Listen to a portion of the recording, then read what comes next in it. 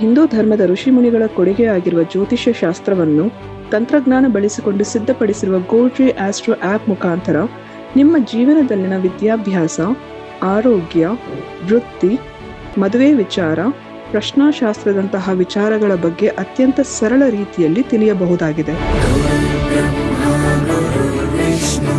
ಪಂಡಿತ್ ದಿನೇಶ್ ಗುರೂಜಿಯವರು 2016ರಿಂದ ವಿದ್ಯಾರ್ಥಿಗಳಿಗೆ ಜ್ಯೋತಿಷ್ಯವನ್ನು ಹೇಳಿಕೊಟ್ಟು ಅಸಂಖ್ಯಾತ ವಿದ್ಯಾರ್ಥಿಗಳ ಜೀವನಕ್ಕೆ ಬೆಳಕಾಗಿದ್ದಾರೆ.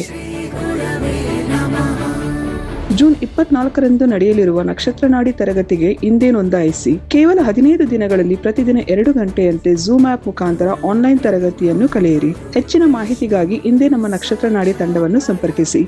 ಧನ್ಯವಾದಗಳು.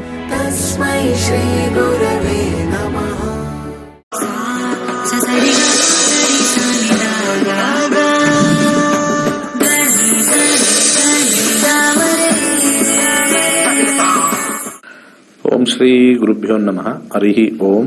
ಜ್ಞಾನಾನಂದಮಯಂ ದೇವಂ ನಿರ್ಮಲ ಸ್ಫಟಿಕಾಕೃತಿಂ ಆಧಾರಾಂ ಸರ್ವವಿದ್ಯಾನಾಂ ಹಯಗ್ರೀವಂ ಉಪಾಸ್ಮಹೇ. ಓಂ ನಮೋ ಭಗವತೆ ವಾಸುದೇವಾಯ. ಓಂ ನಮೋ ನಾರಾಯಣಾಯ. ನಮಸ್ಕಾರ. Welcome to Nakshatranadi. ಮುಂದಿನ ಸೋಮವಾರ ಆಲ್ರೆಡಿ ಹೇಳಂಗೆ ನಮ್ಮ ಹೊಸ ಬ್ಯಾಚ್ ಶುರು ಆಗ್ತಕ್ಕಂಥದ್ದು 102ನೇ ಬ್ಯಾಚ್ ಇರ್ತಕ್ಕಂಥದ್ದು. ಬೆಳಿಗ್ಗೆ 11ರಿಂದ 1 ಇರುತ್ತೆ. ಕುಟುಂಬ ಸಮೇತ ಕಲೀರಿ. ಹಾಗೆ ಸಂಜೆ 7ರಿಂದ 9 ಇರ್ತಕ್ಕಂಥದ್ದು. 15 ದಿವಸದ ಕಾಲ ಜ್ಯೋತಿಷ್ಯದ ವಿಚಾರವೇ ನನಗೆ ಗೊತ್ತಿಲ್ಲ ಅಂತಂದ್ರೂ ಕೂಡ ಸಂಕ್ಷಿಪ್ತವಾಗಿ ಬ್ರಹ್ಮಾಂಡದಿಂದ ಹಿಡಿದು ಒಂದು ಆಸ್ಟ್ರಾನಮಿ ಅಂತ ಏನ್ ಕರಿತೀವಿ, ಖಗೋಳಶಾಸ್ತ್ರದಿಂದ ಹಿಡಿದು ಕಂಪ್ಲೀಟ್ ಆಗಿ ಒಂದು ಒಳ್ಳೆ ಸಬ್ಜೆಕ್ಟ್ ಲೈಫಲ್ಲಿ ಒಂದು ಹೇಗೆ ನಿಜವಾಗ್ಲೂ ಜೀವನದಲ್ಲಿ ಗ್ರಹಗಳು ನಮಗೆ ಒಂದು ಪರಿಣಾಮ ನೀಡ್ತಾವ ಅನ್ನಕ್ಕೆ ಬಹಳ ಪ್ರಮುಖವಾಗಿರ್ತಕ್ಕಂಥ ಒಂದು ಅಧ್ಯಯನವೇ ಜ್ಯೋತಿಷ್ಯ. ಬದುಕು ಬದಲಾಗಕ್ಕಾಗಲ್ಲ, 100% ಅದು ನಿಜ. ಆದರೆ ಮುಂಬರುವ ದಿವಸಗಳಲ್ಲಿ ಬರ್ತಕ್ಕಂಥ ಅಡಚಣೆಗಳು ಇದ್ದಾಗ ಅದನ್ನ ನಾವು ಸೂಕ್ಷ್ಮವಾಗಿ ಆ ಒಂದು ವಿಚಾರಕ್ಕೆ ಹೋಗದೇ ಇದ್ದಾಗ ಖಂಡಿತ ಜಯ ಸಿಗುತ್ತೆ. ಯಾಕಂದ್ರೆ ಪ್ರತಿಯೊಬ್ಬರು ಕೂಡ ಇವತ್ತು ಜೀವನದಲ್ಲಿ ಓಡ್ತಾ ಇರ್ತಕ್ಕಂಥದ್ದು ಒಂದು ನಾಗಾಲೋಟದಲ್ಲಿ ಓಡ್ತಾ ಇದೀವಿ. ತುಂಬಾ ಸತಿ ಎಡವುತ್ತೀವಿ, ಅದರಲ್ಲಿ ಗೊತ್ತಿಲ್ದೇನೆ ಯಾರಿಗೋ ನಂಬಿ ದುಡ್ಡು ಕೊಟ್ಟು ಮೋಸ ಹೋಗೋದು, ಏನೋ ಗೊತ್ತಿಲ್ಲದೆ ಒಂದು ಕೆಲಸದಲ್ಲಿ ಇತ್ಕೊಂಡು ಗೊತ್ತಿಲ್ಲದೆ ಸೈಡ್ ಬಿಸ್ನೆಸ್ ಮಾಡ್ಬಿಡೋದು, ಅಥವಾ ಸೈಡಲ್ಲಿ ಜಾಸ್ತಿ ಅರ್ನ್ ಮಾಡೋಣ ಅಂತ ಹೇಳಿ ಶೇರ್ಸ್ ಮಾಡೋದು. ಸೊ ಇನ್ನೊಬ್ರಿಗೆ ಯಾರಿಗೋ ಒಬ್ಬರಿಗೆ ಪಾರ್ಟ್ನರ್ಶಿಪ್ ಹಾಕ್ಬಿಟ್ಟು ನೀನು ನೋಡ್ಕೊ, ನಾನು ಆಫೀಸಲ್ಲಿ ಇದ್ದೀನಿ, ನಾನು ಇಲ್ಲಿ ದುಡಿತಾ ಇದ್ದೀನಿ, ನೀನು ರನ್ ಮಾಡು, ಕೆಫೆ ನೋಡ್ಕೊ, ಅದ್ ನೋಡ್ಕೊ, ಇದು ನೋಡ್ಕೊ ಅಂತ ಅಲ್ಲಿ ಇನ್ವೆಸ್ಟ್ಮೆಂಟ್ ಮಾಡಿ ಅಲ್ಲಿ ಮೋಸ ಹೋಗ್ತಕ್ಕಂಥ ಸಾಧ್ಯತೆ. ನಿಮ್ಮ ಕಷ್ಟಪಟ್ಟಿರ್ತಕ್ಕಂಥ ದುಡ್ಡಿಗೆ ನೀವು ಅನ್ಕೊಂಡಿರ್ತಕ್ಕಂಥ ವಿಚಾರಕ್ಕೆ ಯೋಗ ಇದೆಯಾ, ಯೋಗ್ಯತೆ ಇದೆಯಾ, ಅದು ಓಕೆ, ನೀವು ನೋಡಿರ್ತೀರಾ. ಯೋಗ ಇದೆಯಾ ಅಂತ ನೋಡೋದೇ ಜ್ಯೋತಿಷ್ಯ ಇಲ್ಲಿ. ಸೊ ಅನೇಕ ವಿಚಾರಗಳು ನಾವು ತಿಳ್ಕೊಂಡಾಗ ಆಮೇಲೆ ನಾವು ಪಶ್ಚಾತ್ತಾಪ ಪಡ್ತೀವಿ. ಅಯ್ಯೋ, ನನ್ನಲ್ಲಿ ಈ ಒಂದು ಪಾರ್ಟ್ನರ್ಶಿಪ್ ಬಿಸ್ನೆಸ್ ಕಾಂಬಿನೇಷನ್ ಅಲ್ಲಿ ಹಾಳಾಗತ್ತೆ, ಬಿಸ್ನೆಸ್ ಅಲ್ಲಿ ಹಾಳಾಗತ್ತೆ ಅಂತ ವಿಚಾರದಲ್ಲಿ ನೋಡಿದಾಗ ನಾನು ನೋಡ್ಕೊಂಡಿದ್ರೆ ಅಟ್ಲೀಸ್ಟ್ ಒಂದು 3-4 ಲಕ್ಷ ಸೇವ್ ಮಾಡ್ತಾ ಇದ್ದೆ ಅಂತ ಒಂದು ವಿಚಾರ ಬರ್ಬೋದು.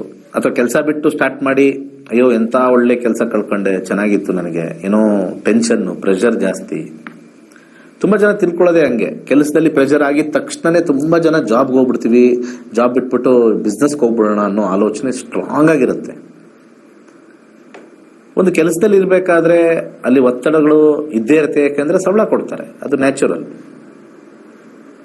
ಒತ್ತಡಕ್ಕೆ ಕೆಲಸ ಮಾಡಲೇಬೇಕು. ತುಂಬಾ ಜನ ಏನ್ ತಿಳ್ಕೊಂಡ್ಬಿಟ್ಟಿದ್ದಾರೆ, ಬಿಸ್ನೆಸ್ ಅಂದಿದ ತಕ್ಷಣ ಈಸಿ, ಕೂತಲ್ಲಿ ನಮಗೆ ವ್ಯಾಪಾರ ಆಗುತ್ತೆ. ಅನೇಕ ಮನೇಲಿರ್ತಕ್ಕಂಥ ಹಿರಿಯರು ಕೂಡ ಹಂಗೆ ತಿಳ್ಕೊಂಡಿದ್ದಾರೆ. ಒಂದು ಸುಮ್ಮನೆ ಕುತ್ಕೊಂಡ್ಬಿಟ್ರೆ ಗ್ರಾಹಕರು ಅಷ್ಟು ಈಸಿಯಾಗಿ ಬರೋದಿಲ್ಲ, ತುಂಬಾ ರೇರ್. ನೀವು ಎಂತ ಬ್ರ್ಯಾಂಡ್ ತಗೊಂಡ್ಬಂದ್ರು ಕೂಡ, ಎಂತ ನಿಮಗೆ ಒಂದು ಪಬ್ಲಿಕ್ ಅಲ್ಲಿ ವಿನ್ ಆಗಿರೋ ಬ್ರ್ಯಾಂಡ್ ತಂದು ಕೂರಿಸಿದ್ರು ಕೂಡ ತುಂಬಾ ಕಷ್ಟ. ಅದು ಒಂದು ಕಡೆ ಸೇಲ್ಸ್ ಆಗಿದ ತಕ್ಷಣ ಓವರ್ ಹೆಡ್ಸ್ ಜಾಸ್ತಿ ಇರುತ್ತೆ, ಜನಗಳಿಗೆ ಸಂಬಳ ಕೊಡಬೇಕು, ರೆಂಟ್ ಕೊಡಬೇಕಾಗತ್ತೆ. ನಿಮ್ಮದೇ ಓನ್ ಸ್ಥಳ ಆದರೂ ಕೂಡ ಅದಕ್ಕೂ ರೆಂಟ್ ನೀವು ಕ್ಯಾಲ್ಕುಲೇಟ್ ಮಾಡಬೇಕಾಗತ್ತೆ. ಎಲೆಕ್ಟ್ರಿಸಿಟಿ ಕೊಡಬೇಕು, ಕಾಯಬೇಕು. ಜಸ್ಟ್ ಒಂದು ಮೆಡಿಕಲ್ ಸ್ಟೋರ್ ಹಾಕಿದ್ರೆ ನೀವು ನೋಡಿ, ಮೆಡಿಕಲ್ ರೆಪ್ರೆಸೆಂಟೇಟಿವ್ಗೂ ಒಂದು ಮೆಡಿಕಲ್ ಸ್ಟೋರ್ಗೂ ವ್ಯತ್ಯಾಸ ಹೇಳ್ತೀನಿ.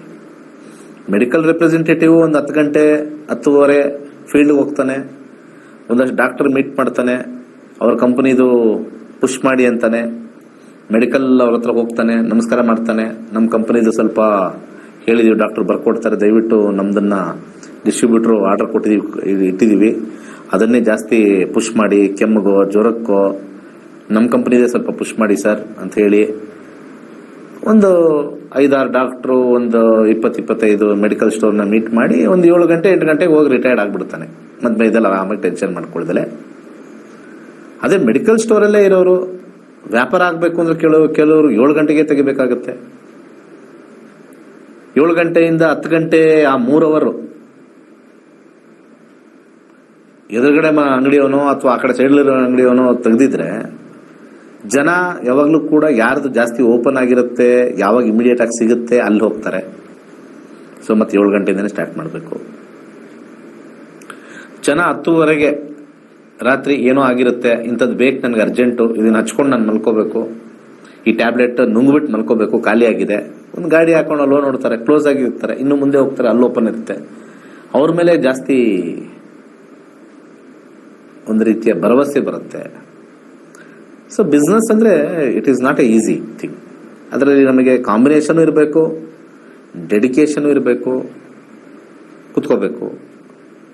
ಆಯ್ತಪ್ಪ, ಬೆಳಿಗ್ಗೆ 7ರಿಂದ 10 ಗಂಟೆವರೆಗೂ ಕೂತ್ಕೊಳ್ತೀನಿ, ಗಿರಾಕಿಗಳು ಬರಬೇಕು.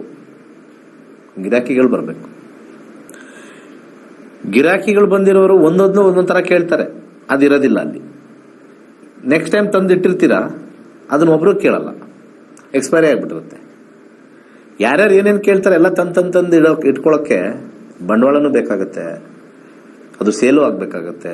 ಹೀಗೆ ಅಲ್ಲಿ ಇಲ್ಲಿ ಸಿಗಾಕೊಂಡು ಬಿಸ್ನೆಸ್ ಲಾಸ್ ಆಗೋದೇ ಹಿಂಗೆ.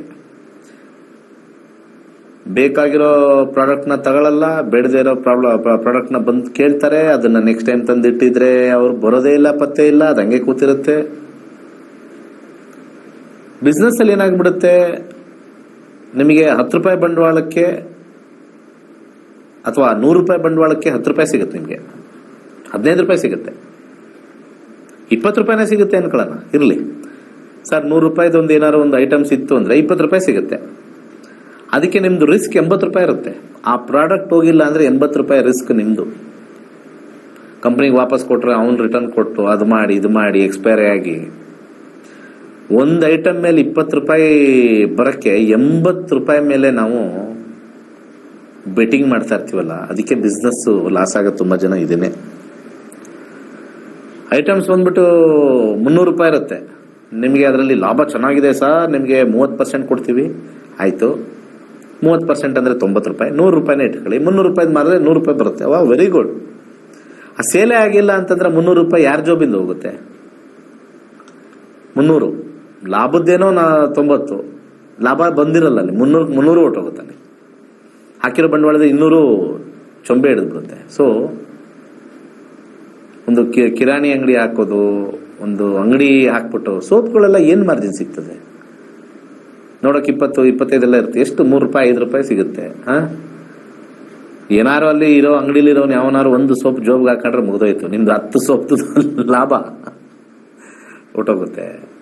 ಮತ್ತೆ ನಿಯತ್ತಾಗಿರೋ ಹುಡುಗರು ಸಿಗಲ್ಲ ಅಂಗಡಿಗೆ. ಒಂದು 5 ನಿಮಿಷ ಎಲ್ಲೋ ಹಿಂಗೆ ಯಾವ್ದೋ ಫಂಕ್ಷನ್ಗೆ ಹೋಗಿ ಬರ್ತೀವಿ ಅಂತ ಯಾರನ್ನಾರು ಬಿಟ್ಟು ಹೋದ್ರೆ ಎಲ್ಲಾ ಲೆಕ್ಕ ತಲೆಯಲ್ಲಿರುತ್ತಾ ಎಷ್ಟೊಂದು items. It is not A joke. Business is not so easy. ಒಂದು ಅದೃಷ್ಟ ಇರಬೇಕು, ಅಂದ್ರೆ ಜಾತಕದಲ್ಲಿ ಬಿಸ್ನೆಸ್ ಯೋಗ ಇರಬೇಕು, ಬಿಸ್ನೆಸ್ ಮಾಡೋ ಐಡಿಯಾನೂ ಇರಬೇಕು, ಮತ್ತೆ ಓಡೋ ಕಾಂಬಿನೇಷನ್ ಆಗಿರ್ತಕ್ಕಂಥ ಪ್ರಾಡಕ್ಟು ಹಾಕಬೇಕು. ಈಸಿ ಅಲ್ಲ, ವೆರಿ ಡಿಫಿಕಲ್ಟ್. ಇದನ್ನೆಲ್ಲ ತಿಳ್ಕೊಳ್ಳೋಕೆ ನಮಗೆ ಸಹಾಯ ಮಾಡ್ತಕ್ಕಂಥದ್ದು ನಮ್ಮ ಜಾತಕಗಳು. ನೋಡಿ ಕಾಂಬಿನೇಷನ್ ಬಂದಿದೆಯಾ ನೋಡೋದು. ಇನ್ನೂ ಒಂದು ಸ್ವಲ್ಪ ಒಂದು ಸ್ಟೆಪ್ ಹೋಗ್ಬಿಟ್ಟು ಆಯ್ತು ಕಾಂಬಿನೇಷನ್ ಇದೆ, ಬಿಸ್ನೆಸ್ ಮಾಡೋ ಕಾಂಬಿನೇಷನ್ ಇದೆ, ಮಾಡ್ತೀನಿ. ಒಂದು 3-4 ಬಿಸ್ನೆಸ್ ಬರ್ಬೋದು. ಆ 3-4ರಲ್ಲಿ ಯಾವ್ದು ಬೆಸ್ಟು? ಪ್ರಶ್ನೆಶಾಸ್ತ್ರ ಹಾಕಿ ನೋಡಬೇಕು. ಸೊ ಅನೇಕ ವಿಚಾರಗಳು ನಾವು ಒಂದೊಂದಾಗಿ ನೋಡ್ತಾ ಇದ್ರೆ ನನ್ನ ಪ್ರಕಾರ ಈಸಿ ಅಲ್ಲ. ಆದರೆ ನಮ್ಮ ಜೊತೆ ಕೈ ಇಟ್ಕೊಂಡು ಕಾಪಾಡ್ತಕ್ಕಂಥದ್ದು ಜ್ಯೋತಿಷ್ಯ. ಲಕ್ಷಾಂತರ ರೂಪಾಯಿ ಬಂಡವಾಳ ಹಾಕಿ, 1 ಲಕ್ಷನೇ ಹಾಕಿ, ದುಡ್ಡಲ್ವಾ 1 ಲಕ್ಷ. ಸೊ ಹಾಗೆ business is not so easy. So ಸದ್ಯಕ್ಕೆ ಈಗ ನಮ್ಮ ಕ್ಲಾಸಸ್ ಬಂದ್ಬಿಟ್ಟು 24ನೇ ತಾರೀಕು ಜೂನ್ ಇದೆ. ಸೋಮವಾರದಿಂದ ಶುಕ್ರವಾರದವರೆಗೂ ಇರುತ್ತೆ. ಶನಿವಾರ ಭಾನುವಾರ ಪ್ರಾಕ್ಟೀಸು, ಅವತ್ತು ಮಾಡಿರೋ ಪಾಠ ನೋಡ್ಕೊಳ್ಳೋಕ್ಕೆಲ್ಲ ಇರುತ್ತೆ. ಮತ್ತೆ ಸೋಮವಾರದಿಂದ ಶುಕ್ರವಾರ ಇರುತ್ತೆ. ಸ್ಯಾಟರ್ಡೆ ಸಂಡೇ ಲೀವ್ ಇರುತ್ತೆ. ಮತ್ತೆ ಇನ್ನೊಂದು ಸೋಮವಾರದಿಂದ ಶುಕ್ರವಾರದವರೆಗೂ ಇರುತ್ತೆ. ಸ್ಯಾಟರ್ಡೆ ಸಂಡೇ ಲೀವ್ ಇರುತ್ತೆ. ಮಂಡೇ ಟು ಫ್ರೈಡೆ ಇರುತ್ತೆ. ಸೊ ಕುಟುಂಬ ಸಮೇತ ಕಲೀರಿ. ಬಹಳ ಹಿಂದೆ ಜ್ಯೋತಿಷ್ಯ ಹೇಳ್ಕೊಡೋರು ಇಲ್ಲ ಅಂತ ಇದ್ರು. ಈಗ ಹೇಳ್ಕೊಡ್ತೀವಿ ಅಂತಂದ್ರೂ ಮುಂದಕ್ಕೆ ಬರ್ತಾ ಇರೋರು ಬಹಳ ಕಮ್ಮಿ. ಅದೇನೋ ತಲೆಗೆ ಹೋಗಲ್ಲ ಅಂತ ಇದ್ದಾರೆ. ನಿಮ್ಮ ಮನೆ ಹತ್ರ ಇರೋ ಕಾಂಪೌಂಡ್ರು ಏನು IAS ಆಫೀಸರು ಸಿಕ್ಕಾಪಟ್ಟೆ ಓದ್ಬಿಟ್ಟಿದ್ದಾನೆ ಜ್ಯೋತಿಷದಲ್ಲಿ. ಒಂದು ಎಕ್ಸಾಮ್ ಕೊಡ್ತೀನಿ ನಾನೇ ಪಕ್ಕ ಎಕ್ಸಾಮ್ ಕೊಡ್ತೀನಿ, ಅದು ಪಾಸ್ ಆಗಲಿ ಸಾಕು. ಬರೀ ಸುಳ್ಳೇ ಹೇಳೋದು. ಲಗ್ನದಲ್ಲಿ ಏನಾದ್ರು ಮಂಗಳ ಮತ್ತೆ ರಾಹು ಇದ್ರೆ ಆಕ್ಸಿಡೆಂಟ್ ಆಗ್ಬಿಡ್ತದೆ. ಬರೀ ಸುಳ್ಳು ಹೇಳಿ ನಿಮ್ಮನ್ನ ಎದುರಿಸಿ ಕಳ್ಸೋದು. 100% ಅಲ್ಲ, 1000%. ಸುಮ್ಮನೆ ಅವ್ರಿಗೆ ತಲೆಯಲ್ಲಿ ಕೂತಿರೋದು ಒಂದೇ, ಶನಿ ಕೆಟ್ಟವನು, ಮಂಗಳ ಕೆಟ್ಟವನು. ಆಕ್ಚುಲಿ ಅವ್ರಿಗೆ ಗ್ರಹಗಳ ದೋಷ ಈ ಹೇಳೋರಿಗೆ ಜಾಸ್ತಿ ಇರ್ತದೆ. ಹೇಗಪ್ಪ, ನಾನು ಕೊಡೋ ಫಲಗಳನ್ನೇ ನೀನು ತಿಳಿದಲೇ ಹೇಳ್ತಾ ಇದೆಯಲ್ಲ, ನನ್ನ ಶಾಪ ಇರಲಿ ಅಂತ ಇರಲ್ವಾ? ಅರ್ಥ ಆಯ್ತಾನೆ ಹೇಳಿದ್ದು? ನಾನು ಕೊಡ್ತಕ್ಕಂಥ ಒಬ್ಬ ವ್ಯಕ್ತಿಗೆ ಎಲ್ಲಿ ಕೂತಿದ್ರೆ ಏನು ಫಲ ಅಂತ ತಿಳಿದಲೇ ಹೊಟ್ಟೆ ಪಾಡಿಗೆ ಅಂತ ಹೇಳಿ ಗ್ರಹಗಳ ಮೇಲೇನೆ ನೀನು ಸುಳ್ಳು ಹೇಳ್ಕೊಂಡು ಹಂಗಾಗತ್ತೆ ಹಿಂಗಾಗತ್ತೆ, ಇವ್ರು ಸತ್ತೋಗ್ತಾರೆ, ಹಂಗಾಗತ್ತೆ ಹಿಂಗಾಗತ್ತೆ ಅಂತ ಹೇಳ್ತಕ್ಕಂಥವನ್ಗೆ ಗ್ರಹದೋಷ ಫಸ್ಟ್ ಅವ್ರಿಗೆ ಬರೋದು. ಕಾಂಪೌಂಡ್ಗೆ ನಂಬರ್ 1 ಗ್ರಹದೋಷ. ಎಷ್ಟೋ ಜನ ಬಿಟ್ಬಿಟ್ಟಿದ್ದಾರೆ ಜ್ಯೋತಿಷ್ಯ ಹೇಳೋದು. ಯಾಕೋ ನಮ್ಗೆ ಆಗ್ ಬಂದಿಲ್ಲ ಸರ್, ನಾವೆಲ್ಲ ಹೇಳ್ತಾ ಇದ್ವಿ ಅದು ದೋಷ ಇದು ದೋಷ, ಪೂಜೆ ಎಲ್ಲ ಮಾಡಿಸಿದ್ವಿ, ಯಾಕೋ ನನಗೆ ಮದುವೆ ಆಗ್ಲಿಲ್ಲ, ಮನೆ ಕಟ್ಟಲಿಲ್ಲ. ಯಾಕೆ? ಆ ನವಗ್ರಹಗಳದೆಲ್ಲ ಬರೀ ಸುಳ್ಳು ಹೇಳ್ಕೊಂಬಂದಿರೋದೆ. ಬಂದವ್ರಿಗೆಲ್ಲ ಒಂದು ನಾರ್ಮಲ್ ಥಿಯರಿ ತರ ಹೇಳ್ಬಿಡ್ಬೇಕು, ಸಿಂಪಲ್ ಥಿಯರಿ. ಟಿವಿಲೇ ನಿಮಗೆ 5 ನಿಮಿಷದಲ್ಲಿ ಹೇಳ್ಕೊಟ್ಬಿಡ್ತೀನಿ. ನಾನು ತುಂಬಾ ಸತಿ ಹೇಳಿದ್ದೀನಿ. 1 ರಿಂದ 12 ಬಹಳ ಈಸಿ. 1ನೇ ಮನೆ ಅಂದ್ರೆ ಏನು, 2ನೇ ಮನೆ ಅಂದ್ರೆ ಕುಟುಂಬ, 4ನೇ ಮನೆ ಅಂದ್ರೆ ವಿದ್ಯಾಭ್ಯಾಸ ಮತ್ತೆ ಮನೆ, 5ನೇ ಮನೆ ಅಂದ್ರೆ ಮಕ್ಕಳು, 7ನೇ ಮನೆ ಅಂತಂದ್ರೆ ಸತಿ ಪತಿಗಳು, ಮತ್ತೆ 10ನೇ ಮನೆ ಅಂದ್ರೆ ಕೀರ್ತಿ ಪ್ರತಿಷ್ಠೆ.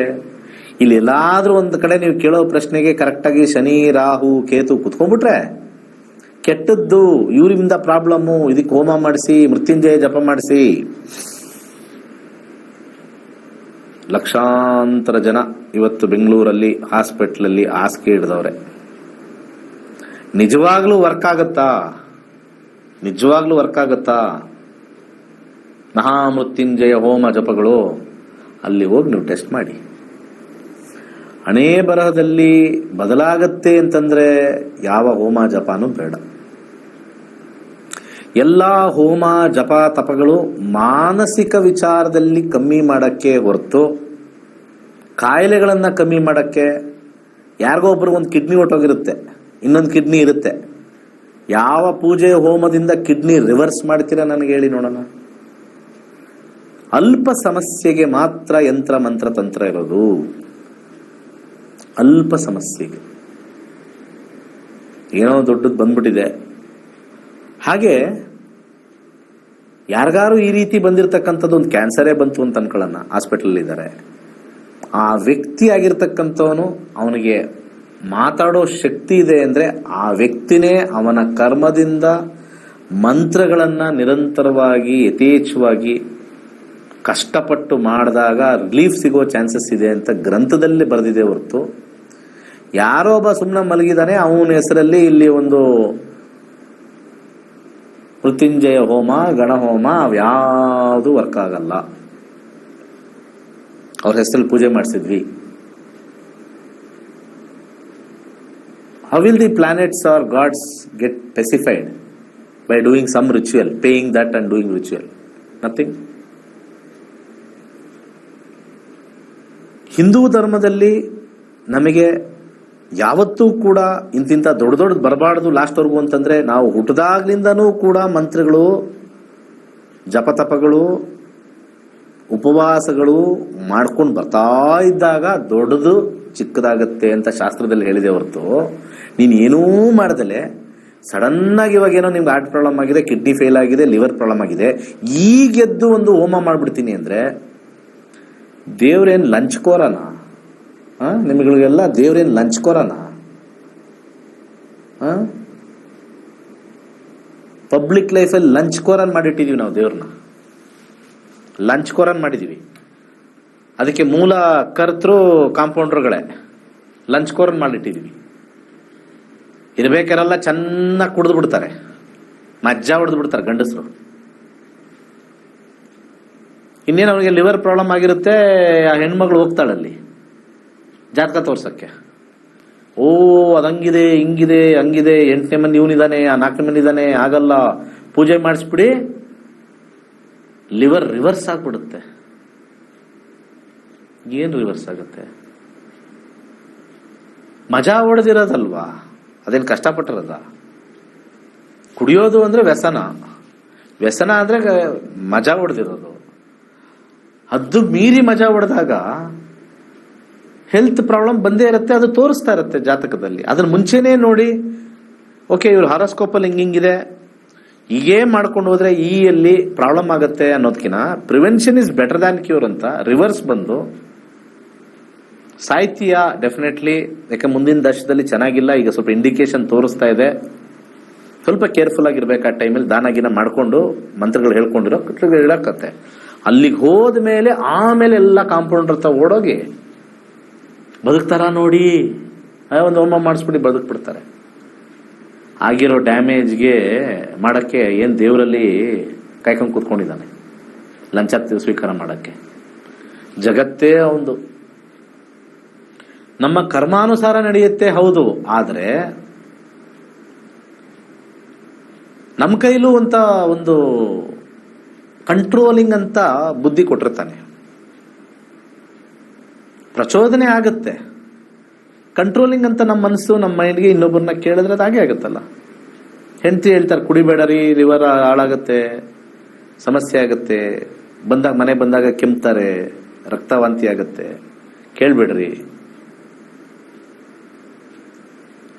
ಎಲ್ಲ ಎಕ್ಸ್ಟ್ರೀಮ್ಗೆ ಹೋದ್ಮೇಲೆ ಪೂಜೆಗೆ ಹೋಗ್ಬಿಟ್ರೆ ಅದು ಹೆಂಗೆ ದೇವರು ಕಾಪಾಡ್ಕೊಳ್ತಾನೆ? ಅವ್ನು ಮಜಾ ಹೊಡೆದವನಿಗೆ ಏನು ಕಾಪಾಡೋದು? ಕಷ್ಟ ಬಿದ್ದವನಿಗೆ ಕಾಪಾಡೋಣಪ್ಪ, ಮಜಾ ಹೊಡೆದವನಿಗೆ ಏನು ಕಾಪಾಡೋದು? ಎಲ್ಲೋ ಹೋದ, ಕುದುರೆ ಬಾಲಕ್ಕೆ ದುಡ್ಡು ಕಟ್ಟದ, ಎಲ್ಲೋ ಹೋದ, ಇಸ್ಪೀಟ್ ಆಡ್ದ, ಅವನಿಗೆ ಏನು ಪೂಜೆ ಮಾಡಿಸೋದು? ಮಜಾ ಹೊಡೆದವನಿಗೆ ಇರೋ ಬರೋ ತಾಳಿ ಕಿತ್ಕೊಂಡು, ಮನೆ ಕಿತ್ಕೊಂಡು, ಆಸ್ತಿ ಕಿತ್ಕೊಂಡು. ಅವನ ಜಾತಕದಲ್ಲಿದ್ರೆ ಅದನ್ನ ಸ್ಟ್ರಿಕ್ಟ್ ಆಗಿ ಮಾಡಿ ದಂಡಂ ದಶಗುಣಂ ಬೇಕು ಅಂತ ಕಾಂಬಿನೇಷನ್ ಹೇಳುತ್ತೆ. ಅರ್ಥ ಆಯ್ತಲ್ವಾ? ರಾಕ್ಷಸರಿಗೆ ಕಟಾಕೋದು, ಒಡೆಯೋದು, ಮಾಡೋದು ಬುದ್ಧಿ ಪಲ್ಲಟ. ಅಂದ್ರೆ ಇದರಲ್ಲಿ ಏನ್ ಹೇಳ್ತಾರೆ? ಬುದ್ಧಿವಂತನಿಗೆ ಮಾತಿನ ಪೆಟ್ಟು, ದಡ್ಡನಿಗೆ ದೊಣ್ಣೆ ಪೆಟ್ಟು. ಸೊ ಅದನ್ನ ನೋಡ್ಕೊಂಡು ಅಪ್ಲೈ ಮಾಡಕ್ಕೆ ಜ್ಯೋತಿಷ್ಯ ಹೆಲ್ಪ್ ಮಾಡುತ್ತೆ. ಫೈನಲಿ ನಾನು ಇವೆಲ್ಲ ಏನಕ್ಕೆ ಹೇಳ್ತಾ ಇದ್ದೀನಿ ಅಂದ್ರೆ, ಕುಡಿಯೋನ್ ಕುಡ್ದ, ಇಸ್ಪೀಟ್ ಆಡೋನ್ ಇಸ್ಪೀಟ್ ಆಡ್ದ, ರೇಸ್ ಹೋಗೋನ್ ರೇಸ್ಗೆ ಹೋದ. ಸಫರ್ ಮಾಡಿದ್ಯಾರು? ಅವರ ಚಾನ್ಸೇ ಇಲ್ಲ. ಅತ್ಯಂತ ಸುಖಿ ಜೀವಿಗಳು ಇವರೆಲ್ಲ, ಕುಡಿದವರು, ರೇಸ್ಗೆ ಹೋದವರು, ಇವ್ರಿಗೆಲ್ಲ ಆ ಕಾಂಬಿನೇಷನ್ ಇರುತ್ತೆ. 5ನೇ ಮನೆ, 8ನೇ ಮನೆ, 12ನೇ ಮನೆ ಕಾಂಬಿನೇಷನ್, ಅಥವಾ 7ನೇ ಮನೆ, 8ನೇ ಮನೆ, 12ನೇ ಮನೆ. ಸುಖದಲ್ಲಿರ್ತಾರೆ, ಸುಖ ಪುರುಷರು, ಓತ್ಲಾ ಹೊಡ್ಕೊಂಡಿರ್ತಾರೆ. ಇವರಿಂದ ನಮ್ಮ ಜೀವನ ಚೆನ್ನಾಗಿರುತ್ತೆ ಅಂತ ಅನ್ಕೊಂಡು, ಇವರಿಂದ ನಮಗೆ ಜೀವನ ಚೆನ್ನಾಗಿರುತ್ತೆ ಅನ್ಕೊಂಡು ಅವ್ರು ನಿಂಗೋ ಒಂದು ತಡ್ಕೊಂಡಿರ್ತಾರೆ.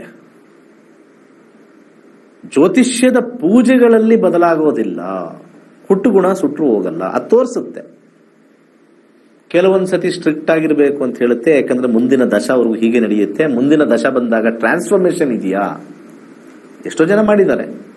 ನಾನು ಇನ್ಮೇಲೆ ಹೆವಿ ಕುಡಿತಾ ಇದ್ದೆ, ನನ್ನ ಲಿವರ್ ಡ್ಯಾಮೇಜ್ ಆಗಿದೆ, ನಾನು ಇವಾಗ ಕಂಪ್ಲೀಟ್ಲಿ ಹೆಲ್ತ್ ಮೇಲೆ ಕಾನ್ಸಂಟ್ರೇಷನ್.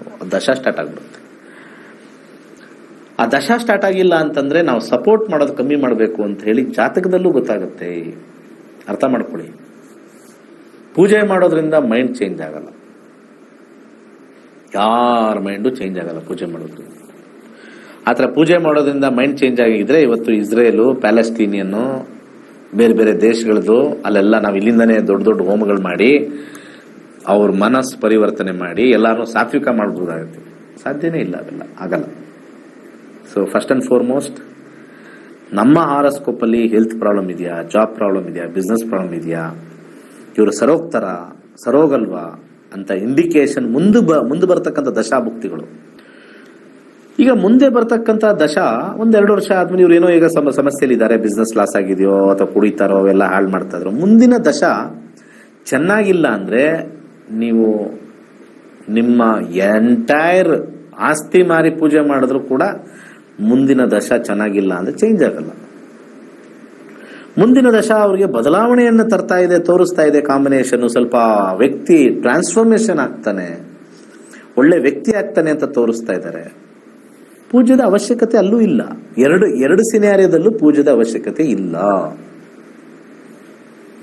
ಸಮಸ್ಯೆಗಳಿಗೆ ನಾವು ಓಡೋಗಿ ಆ ವ್ಯಕ್ತಿ ಮೇಲೆ ಒಂದು ಪೂಜೆ ಮಾಡೋದ್ರಿಂದ ಚೆನ್ನಾಗಾಗತ್ತೆ ಅಂತಂದ್ರೆ, ಮಾಡ್ತಕ್ಕಂಥ ಪೂಜೆ ಪುನಸ್ಕಾರಗಳು, ಹೋಮ ಮಾಡ್ತಕ್ಕಂಥ ವ್ಯಕ್ತಿಗಳ ಶ್ರೇಷ್ಠತೆನೂ ಬಹಳ ಇಂಪಾರ್ಟೆಂಟ್ ಆಗುತ್ತೆ. ಬಂದವ್ರೆ ಸಮಸ್ಯೆ ಆಗಿದೆ, ಅದರಲ್ಲೊಂದು 10,000 ಒಡೆಯನ 20,000 ಒಡೆಯನ ಅನ್ನೋ ಮನಸ್ಸಲ್ಲಿದ್ದರೆ ಭಗವಂತ ನೋಡ್ತಾನೆ, ಅವನ ಕರ್ಮ ಸರಿ ಇಲ್ಲ, ಅವನು ಮುಂದೆ ಸರೋಗಲ್ಲ. ಈ ಅಮ್ಮ ಇವ್ರ ಹತ್ರ ಹೋಗಿದ್ದಾರೆ ಕಾಂಪೌಂಡ್ರ ಹತ್ರ. ಈ ಕಾಂಪೌಂಡ್ರು ಮುಂದಿನ ದಶಾ ನೋಡ್ದಲೆ ಸುಮ್ಮನೆ ಅವನಿಗೇನು ಜೋಬಿಗೆ ಬರುತ್ತೋ ಅದನ್ನ ನೋಡ್ಕೋತಾವನೆ.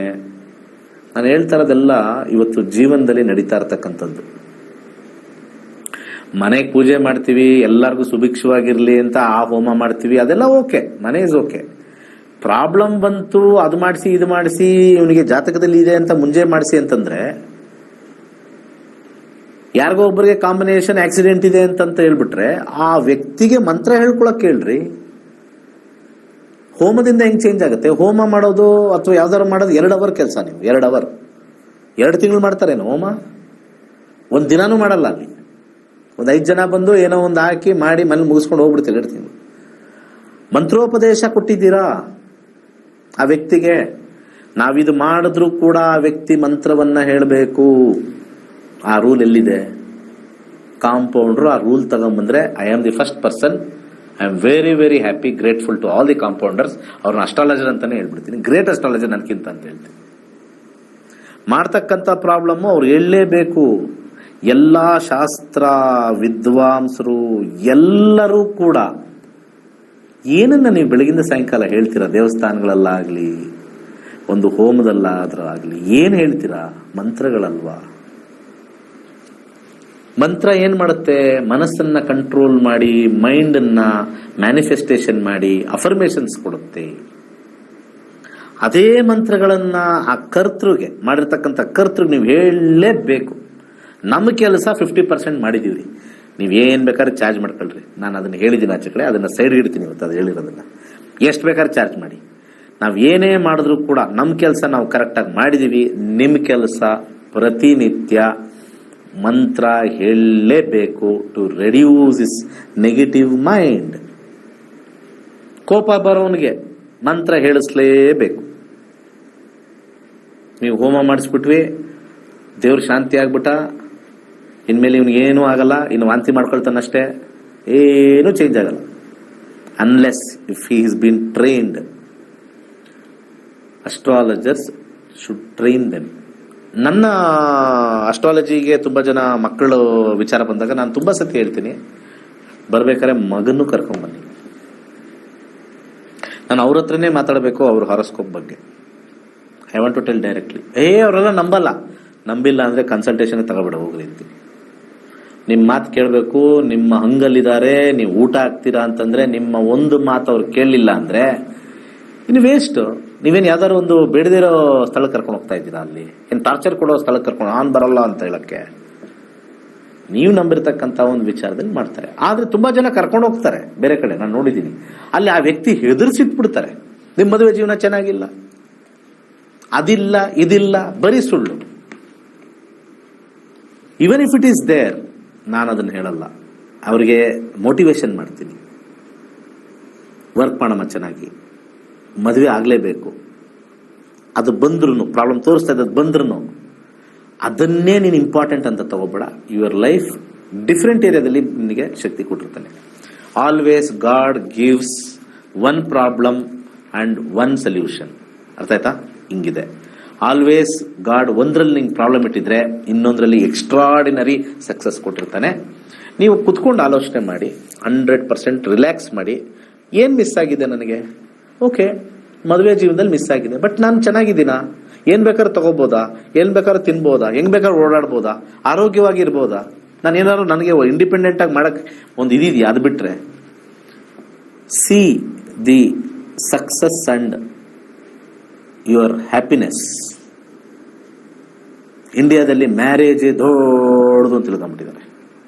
ಅದು ಲೀಸ್ಟ್. ಅದು ನೆಮ್ಮದಿಯಾಗಿದ್ದು ಹೋಗೋದೆ. ಇವತ್ತಿದ್ದು ಹೋಗೋ ದೇಹಕ್ಕೆ ನೆಮ್ಮದಿಯಾಗಿರ್ಬೇಕು.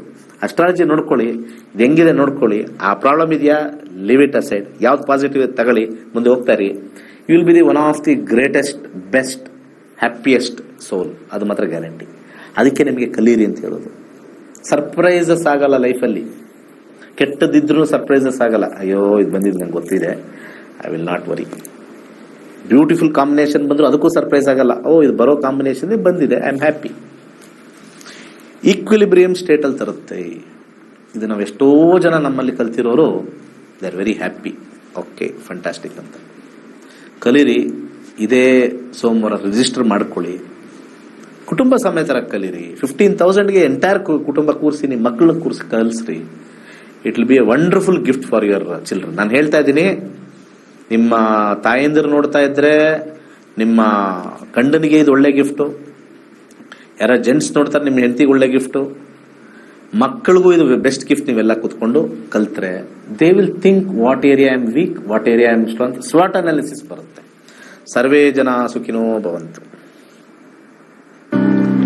ನಮ್ಮ ಹಿಂದೂ ಧರ್ಮದ ಋಷಿಮುನಿಗಳ ಕೊಡುಗೆ ಆಗಿರುವ ಜ್ಯೋತಿಷ್ಯ ಶಾಸ್ತ್ರವನ್ನು ತಂತ್ರಜ್ಞಾನ ಬಳಸಿಕೊಂಡು ಸಿದ್ಧಪಡಿಸಿರುವ ಗೋಲ್ಡ್ ಟ್ರೀ ಆಸ್ಟ್ರೋ ಆಪ್ ಮುಖಾಂತರ ನಿಮ್ಮ ಜೀವನದಲ್ಲಿನ ವಿದ್ಯಾಭ್ಯಾಸ, ಆರೋಗ್ಯ, ವೃತ್ತಿ, ಮದುವೆ ವಿಚಾರ, ಪ್ರಶ್ನಾಶಾಸ್ತ್ರದಂತಹ ವಿಚಾರಗಳ ಬಗ್ಗೆ ಅತ್ಯಂತ ಸರಳ ರೀತಿಯಲ್ಲಿ ತಿಳಿಯಬಹುದಾಗಿದೆ.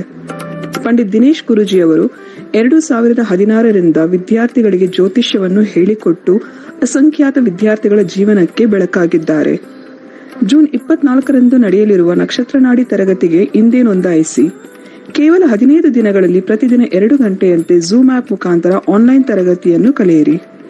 ಹೆಚ್ಚಿನ ಮಾಹಿತಿಗಾಗಿ ಇಂದೇ ನಮ್ಮ ನಕ್ಷತ್ರ ನಾಡಿ ತಂಡವನ್ನು ಸಂಪರ್ಕಿಸಿ. ಧನ್ಯವಾದಗಳು.